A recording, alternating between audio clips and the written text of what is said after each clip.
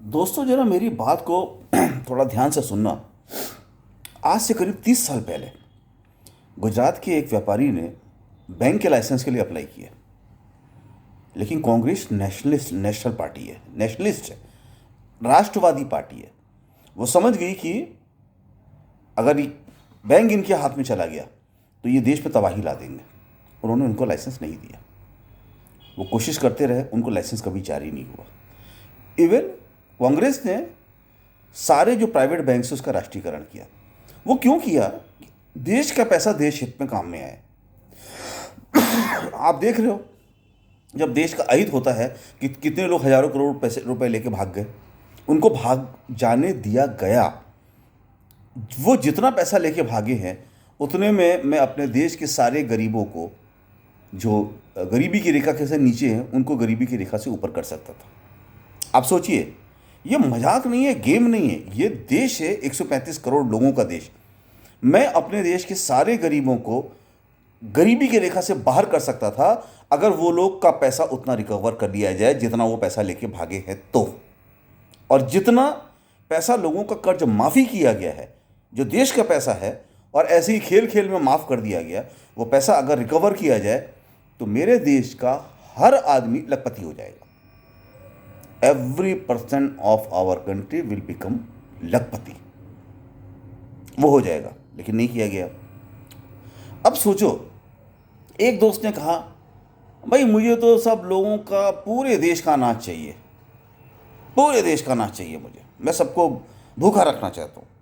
मैं वो राजा हूँ, वो जमींदार हूँ जिसके सामने लोग हाथ जोड़ के खड़े होते थे, साहब रोटी दे दो तो मैं दूंगा, नहीं तो चाहोगे कोड़े लगवा दूंगा। वो ज़माने में लोग जी रहे हैं।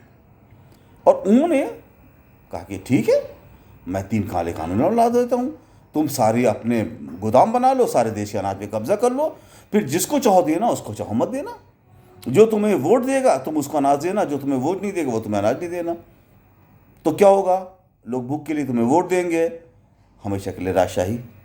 हम प्रजातंत्र से राजतंत्र की तरफ बढ़ने शुरू हो गए। ये सब होता रह रहा है।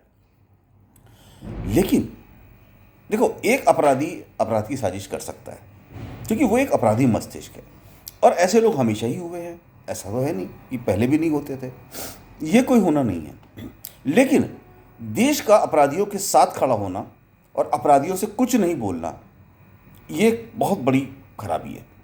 मैं इस देश का, समझो मैं अपने परिवार का मुखिया हूँ, और मैं अपने परिवार के लोगों को लूट लेता हूँ और अपने दोस्तों में बांट देता हूँ। सोचो तुम, एक कल्पना करो, तुम्हारे बगल में एक पड़ोसी में एक परिवार रहता है, उसके परिवार में जॉइंट फैमिली है, लोग 10-15 लोग तुम्हारे साथ रहते हैं, उनके परिवार में रहते हैं।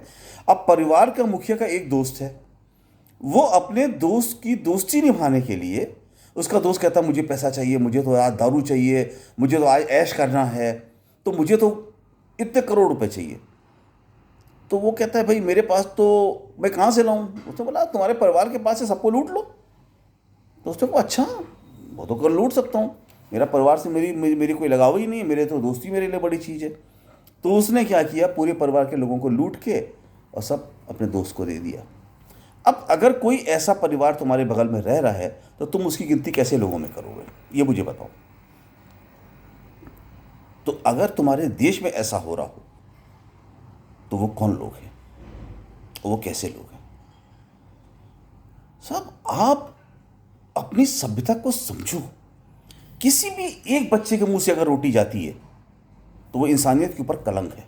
एक बच्चा, मैं पूरे देश की नहीं बात कर रहा हूँ, मेरे एक देश का बकर, अगर मेरे देश की एक बेटी भात भात कहते हुए मर जाती है और सिर्फ इसलिए कि उसके पास, उसकी माता पिता के पास आधार कार्ड नहीं था और आधार कार्ड की वजह से उसको राशन नहीं दिया गया, तो देश को शर्म आनी चाहिए। अगर देश में वाकई युवा होते जिनके शरीर में उबलता हुआ खून दौड़ रहा होता, गर्म खून दौड़ रहा होता, तो वो ऐसी सभ्यता को, ऐसे शासन को तहस नहस कर देते कि भाड़ में गए तुम देश में बैठने लायक नहीं हो। क्योंकि उस एक बच्ची के पास भी वही दिल था, वही उसकी जान की कीमत थी। अमीरों की जान की कीमत अलग और गरीबों की जान की कीमत अलग नहीं होती है। गरीबों की जान की कीमत उतनी ही बराबर है जितनी अमीर की जान की कीमत के बराबर है। और कोई मुझे ये बताने की कोशिश मत करे कि गरीबों की जान की वैल्यू नहीं है। उतनी वैल्यू है, उससे ज़्यादा। मैं तो कहता हूँ गरीबों की जान की वैल्यू उससे ज़्यादा है जो उन अमीरों की जान की वैल्यू है।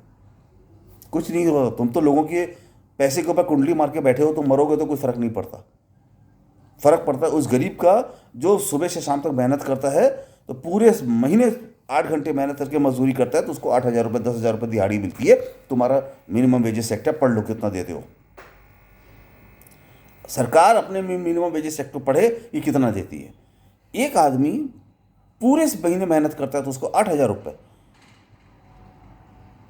और एक अमीर, कुछ 7, 8, 10, 20 अमीर हैं जिनका 8 लाख करोड़ रुपए तुम माफ़ कर दोगे ऐसे ही। तो ये क्या हमारे जान की कीमत का ये अंतर लगाया है? और देश सो रहा है। देखिए, देश तो 70 साल से पहले भी चल रहा था। 7 साल तो देश चल नहीं रहा, देश लुट रहा है। देश चल रहा था सिर्फ 70 साल, देश के बाद 70 साल के बाद देश रुक गया, वापस जा रहा है।